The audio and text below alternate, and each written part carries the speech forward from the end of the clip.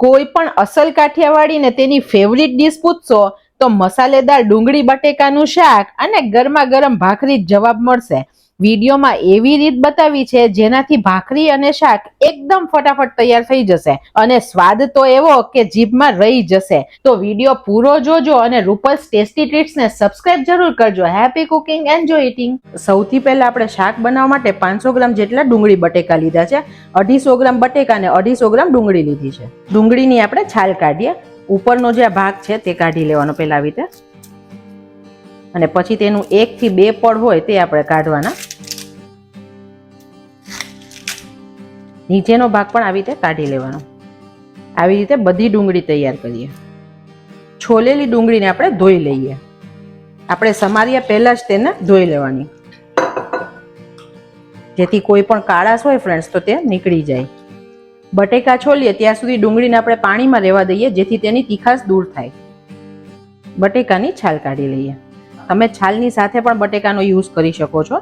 જે પ્રમાણે તમારા ઘરમાં પસંદ હોય તે પ્રમાણે તમે બનાવી શકો છો. બટેકાને પણ આપણે ધોઈ લઈએ, જેથી તેની ઉપર પણ ડસ્ટ લાગી હોય તે નીકળી જાય. ડુંગળીને આપણે સમારી લઈએ. વચ્ચેથી 2 ભાગ કરવાના, અને જ્યાં ઉપરનો વ્હાઈટ ભાગ હોય ફ્રેન્ડ્સ તે થોડો કાઢી લેવાનો, જેથી ડુંગળી છે તે અલગ અલગ સરસ છૂટી થઈ જશે. બીજું કે આપણે ઉપરનો ભાગ ક્યારેય ખાવામાં ઉપયોગમાં નથી લેવાતો, એટલા માટે કાઢી લઈએ છીએ. અને આવી રીતે થોડી જાડી લાંબી સ્લાઈસ કરીએ છીએ. ડુંગળી સમારતી વખતે ફ્રેન્ડ્સ ઘણા બધાને આંખ બળે છે, તો હંમેશા પાણી નાખીને ડુંગળી સમારવી, જેથી આપણી આંખ ના બળે. બટેકાને પણ આપણે આ જ પાણીમાં સમારી લઈએ. જો આપણે પાણીમાં નહીં નાખીએ ને તો બટેકા કાળા પડી જશે, તો આપણે સમારતી વખતે પાણીમાં નાખવા જરૂરી છે. બટેકાના થોડા મોટા ટુકડા કરવાના, કેમ કે આપણે શાક જલ્દી બને તે માટે કુકરમાં બનાવવાના છીએ. જો કુકર માટે બહુ નાના પીસ કર્યા હશે ને ફ્રેન્ડ્સ તો બટેટા બહુ વધારે ગળી જશે. હવે એક સ્પેશિયલ વસ્તુ કહું, જેથી આપણું શાક બને ત્યારે અંદરથી બટેકા વગેરે બિલકુલ ફીકું ના લાગે. તેની માટે આપણે અત્યારે 1/4 ચમચી જેટલું મીઠું એડ કરી દઈએ. આનાથી શાક બિલકુલ અંદરથી ફીકું નહીં બને. હવે એકદમ ચટાકેદાર કાઠિયાવાડી લસણની ચટણી બનાવીએ. તો 3 મોટી કળી લસણ લીધું છે, 1 ચમચી લાલ મરચું લીધું છે, અડધી ચમચી ધાણા જીરું લીધું છે, 1/4 ચમચી જેટલું મીઠું લીધું છે. આ બધું સરસ ટોચી લઈએ. ફ્રેન્ડ્સ, આ લસણની ચટણી આવી રીતે ટોચીને બનાવશો ને તો એકદમ સ્વાદિષ્ટ તૈયાર થશે. મિક્સરમાં બનાવીએ તેના કરતાં આનો સ્વાદ અલગ લાગે છે. શાકમાં આપણે 2 ટમેટાના કટકા કરીને ઉમેરવાના છીએ. આંખનો ભાગ કાઢી નાખવાનો. ફ્રેન્ડ્સ, ટમેટા નાખવાથી શાકનો રસો ટેસ્ટી બનશે, થીક બનશે અને થોડી ખટાશ આવશે ને તો શાક એકદમ મસ્ત લાગશે.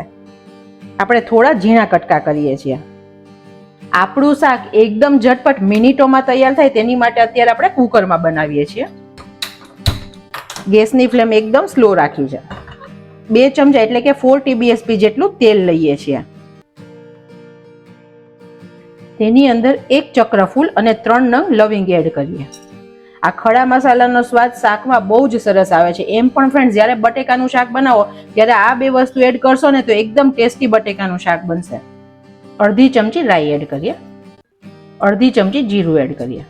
આપણે ડુંગળી બટેકામાંથી પાણી પણ નિતારી લઈએ, કેમ કે આપણે આમાં મીઠું નાખ્યું છે, તો આ પાણી આપણે એડ નહીં કરીએ. 8-10 લીમડાના પાન ઉમેરીએ.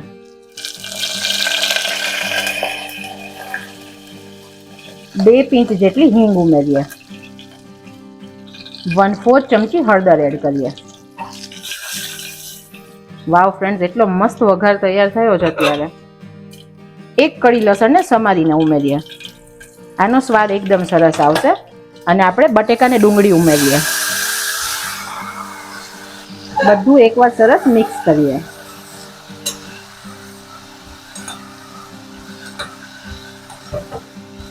આ શાકને ફ્રેન્ડ્સ આપણે આવી રીતે વઘારી મસાલો કરી ઢાંકીને ક્યારેય વિસલ નહીં કરવાની, નહીં તો શાક બહુ ફીકું તૈયાર થાય. આપણે ડુંગળી ટ્રાન્સપરન્ટ થાય. અત્યારે તમે જુઓ, ડુંગળીનો કલર છે તે વ્હાઈટ છે, તે ટ્રાન્સપરન્ટ થાય અને બટેકા 40% જેવા ચડે ત્યાં સુધી આપણે તેને એમનેમ થવા દઈએ. આવું કરવાથી શાકની બધી ફીકાશ દૂર થઈ જશે. 2 મિનિટ આને ઢાંકીને થવા દઈએ. હવે બીજી 2 મિનિટ થઈ ગઈ છે અને આપણી ડુંગળી પણ સરસ સોફ્ટ થઈ ગઈ છે અને ટ્રાન્સપરન્ટ પણ થઈ ગઈ છે. હવે આપણે મસાલા કરીએ. વચ્ચે થોડી જગ્યા કરવાની. નીચે તેલ છે, તેની અંદર લસણની ચટણી એડ કરીએ. ફ્રેન્ડ્સ, લસણની ચટણી પછી કેમ એડ કરી? વઘારમાં નાખીએ ને તો લસણનો ટેસ્ટ જતો રહે છે. જો તમે આવી રીતે નાખશો ને તો લસણની ચટણીનો લસણનો બહુ સારો ટેસ્ટ શાકમાં આવશે. હવે આપણે તેલમાં જ તેને થોડી સાતળી લઈએ છીએ.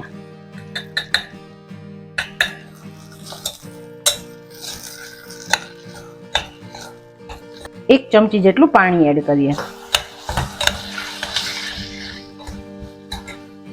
હજુ બીજું એક ચમચી પાણી એડ કરીએ જેથી મસાલા બળે નહીં.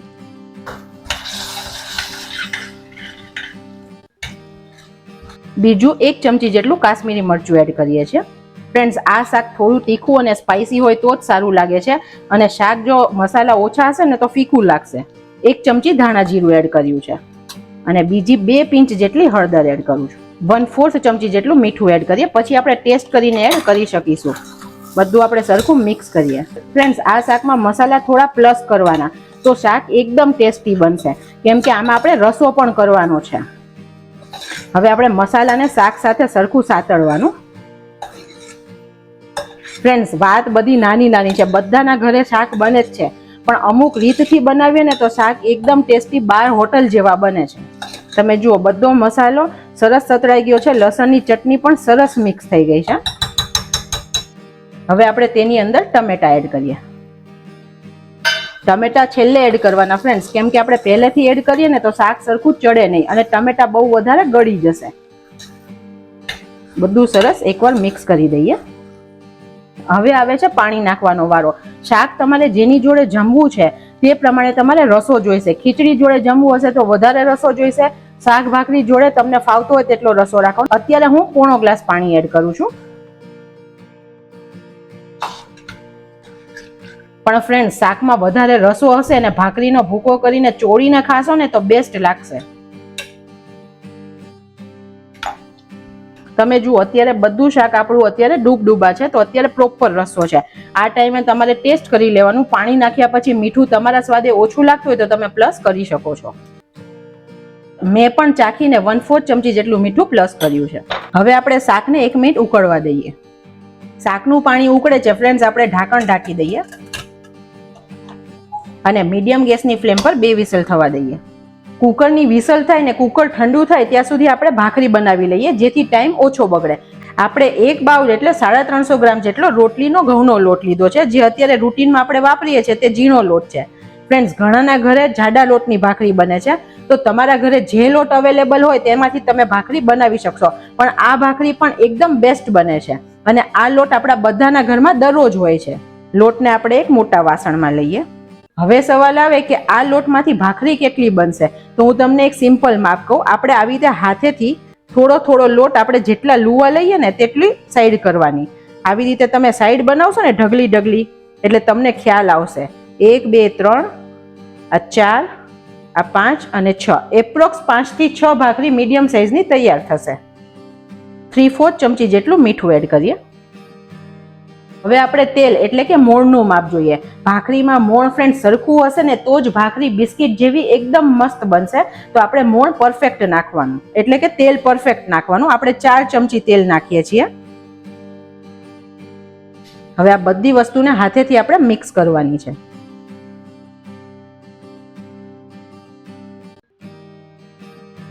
ફ્રેન્ડ્સ, મોણ વધારે નાખવાનું છે, પણ એટલું વધારે નથી નાખવાનું કે ભાખરી બનાવતી વખતે ને શેકતી વખતે તે તૂટી જાય.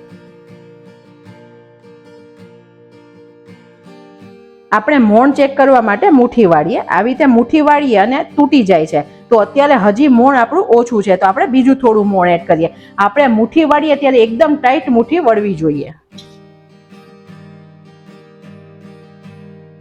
બીજું 2 ચમચી જેટલું મોણ એડ કર્યું છે. મોણ પરફેક્ટ નહીં હોય ને તો આપણી ભાખરી બની તો જવાની જ છે ફ્રેન્ડ્સ, પણ જ્યારે તે ઠંડી થશે ને પછી ચવળ થઈ જશે, તે સરસ નહીં રહે. એટલા માટે આપણે મોણ પરફેક્ટ નાખવાનું. હવે તમે વાળીને જુઓ, એકદમ પરફેક્ટ મુઠ્ઠી વળે છે. પહેલા જે તૂટી જતી હતી તેવી નથી, તમે તોડો ત્યારે તૂટે છે. તો આ મોણ પરફેક્ટ છે. હવે લોટ બાંધવા માટે 1 ગ્લાસ પાણી લીધું છે. હું તમને લોટ બાંધીને બતાવું કે આપણે કેટલું પાણી વાપર્યું. ફ્રેન્ડ્સ, ભાખરીનો લોટ બાંધીએ ત્યારે રોટલી પરોઠાની જેમ વધારે પાણી નાખીને નહીં બાંધવાનો. આવી રીતે આપણે થોડું થોડું પાણી લેતા જવાનું હાથમાં અને લોટ પર છાંટતા જવાનું અને લોટને મિક્સ કરવાનો છે. આપણે લોટનો પીંડો નથી બનાવવાનો વાળીને, પણ આપણે તેને જસ્ટ મિક્સ કરવાનો છે. ભાખરીનો લોટ કઠણ હશે તો જ ફ્રેન્ડ્સ ભાખરી સરસ બનશે. જ્યારે આપણે ગ્લાસથી ફ્રેન્ડ્સ આમ ડાયરેક્ટ પાણી નાખીને તો પાણી વધારે પડી જાય, એટલા માટે હાથમાં લઈને પાણી નાખવાનું. જે લોટ બંધાતો જાય તેને સાઈડમાં કરી અને કોરો લોટ છે તેને એક સાઈડ લઈ એની ઉપર પાણી છાંટવાનું.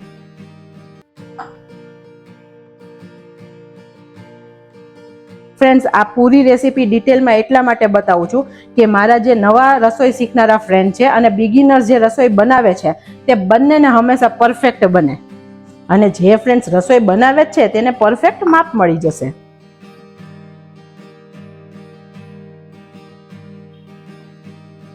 આ થોડો લોટ જે કોરો છે ને ફ્રેન્ડ્સ, તેને કોરો રહેવા દેવાનો, કેમ કે આપણો લોટ જો વચ્ચે નરમ થશે ને તો આમાંથી આપણે મિક્સ કરીને કઠણ લોટ કરશું અને ફરીથી ભાખરી બનાવશું. અત્યારે મેં જે પાણી લીધું હતું તેમાંથી પોણો ગ્લાસ જેટલું પાણી વાપર્યું છે. હવે આપણે આનું લૂવું બનાવીએ. આપણે આટલો થોડો મોટો ભાગ તોડવાનો, કેમ કે ભાખરી મીડિયમ જાડી હોય. આપણે આંગળીનો ટેરવું અને હથેળીના ભાગથી તેને પ્રેસ કરવાનો અને બીજી હાથની હથેળીથી દબાવવાનું. આવી રીતે કરીને તો પરફેક્ટ લૂવું તૈયાર થઈ જશે. આવી રીતે દબાવશું ને ફ્રેન્ડ્સ તો સરસ. લોટ કઠણ છે તો થોડું દબાવવાનું, નહીં તો ભૂકો ભૂકો થતું જાય.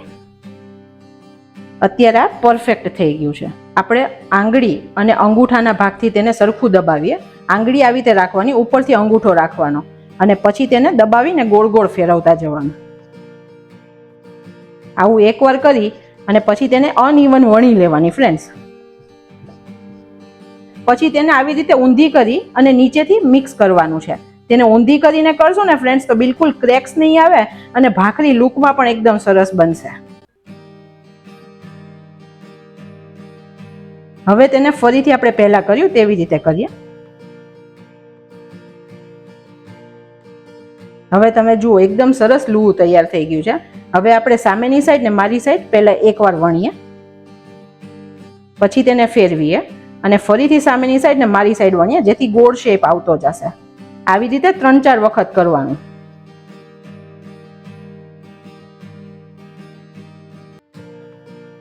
હવે ગોળ શેપ આવી ગયો ને પછી ફ્રેન્ડ્સ આપણે અહીંયા વેલણ રાખીને તેને આમ ફેરવવાનું, થોડું વજન દઈને, જેથી અહીંથી ગોળાઈ આવતી જશે. આમ ફેરવી અહીંયા રાખી અને આમ ગોળ ફેરવવાનું. ફરીથી અહીંયા રાખી અને આવી રીતે વણશો ને ફ્રેન્ડ્સ સાઈડ સાઈડથી તો તે ગોળ થતી જશે. અને સાઈડથી વધારે વણવાનું, કેમ કે વચ્ચેથી પતલી ને સાઈડથી જાડી તેવી ભાખરી ના હોય. તમે જે સાઈઝની ને જે થિકનેસની બનાવી હોય તે તમે બનાવી શકો છો. તમે જુઓ પરફેક્ટ ભાખરી વણાઈ ગઈ છે. ફ્રેન્ડ્સ, તમે પહેલી વાર બનાવો છો અને ગોળ ના બને તો ટેન્શન નહીં લેવાનું. કોઈ પણ છાલિયું અથવા વાડકાથી તેને ગોળ કટ આપી દેવાનો. અને ઘણાને એવું હોય છે એક જ સાઈઝની ભાખરી જોઈએ છે તો તે પણ તે રીતે કરી શકે છે. હવે ભાખરી અંદરથી સરસ ચડે તેની માટે તેને હોલ આપીએ. આપણે છેક સુધી નથી આપવાના, ઉપરની સરફેસમાં જ આપવાના છે, જેથી તે અંદર સુધી સરસ ચડશે. ભાખરી છે તે આવી રીતે ફ્રેન્ડ્સ માટીની તાવડીમાં પણ બને છે અને લોઢીમાં પણ બને છે. તાવડી બધાના ઘરે નથી હોતી તો હું અત્યારે લોઢીમાં બતાવું છું. મીડિયમથી સ્લો ગેસ રાખ્યો છે, જેથી સરસ લોઢી તપી જાય. હવે લોઢી ગરમ થઈ છે કે નહીં તે ચેક કરવા માટે થોડું પાણી છાંટીએ. આપણી લોઢી પરફેક્ટ ગરમ થઈ ગઈ છે. ભાખરીનો જે ઉપરનો કાણાવાળો ભાગ છે તે લોઢીની ઉપર આવે આવી રીતે, તેવી રીતે ભાખરીને મૂકવાની છે. અને એકદમ સ્લો તાપ કરી દીધો છે અત્યારે, અને એકદમ ધીરા તાપે પહેલા ભાખરીને એક સાઈડ ચડવા દેવાની છે. ભાખરી શેકતી વખતે પહેલી વારની સાઈડ પરફેક્ટ ચડશે ને તો જ ભાખરી સરસ બનશે, નહીં તો અંદરથી ખાતી વખતે લોટ જેવી લાગશે. તો ફર્સ્ટ સાઈડ આપણે એકદમ પરફેક્ટ પહેલા ચડવા દેવાની. આપણે 1-2 વાર હલાવીને તેને જોઈ પણ લેવાની. જ્યાં તમને લોટ જેવો ભાગ લાગે ત્યાં હજી ફરીથી ચડવા દેવાની. હવે આપણે તેને ચેક કરીએ. હવે સરસ ભાત આવી ગઈ છે, આપણે તેને ફેરવી દઈએ. તમે જુઓ ફ્રેન્ડ્સ, અત્યારે કોઈ જગ્યાએ લોટ નથી દેખાતો અને આ ખાડામાં જે છે ને તે અંદર તો ચડ્યું જ હોય, પણ આપણે જ્યારે પછી તેને ભઠ્ઠામાં નાખશું ને ત્યારે તે પરફેક્ટ ચડી જશે. હવે બીજી બાજુ પહેલા 2 મિનિટ આપણે આને થવા દઈએ. ફ્રેન્ડ્સ, નીચેથી પણ થોડી ચડી ગઈ છે. હવે તેને એકદમ કડક બનાવવા માટે આવી રીતે કોઈ ડટ્ટો હોય ખાખરા શેકવાનો તે વાપરી શકો છો, અને તે નથી તો આવી રીતે કોઈ પણ ચોખ્ખું કપડું હોય રસોડાનું તે વાપરી શકો છો. તેનાથી આવી રીતે દબાવી અને શેકવાની, જેથી એકદમ સરસ કડક થશે અને સરસ ચડી પણ જશે.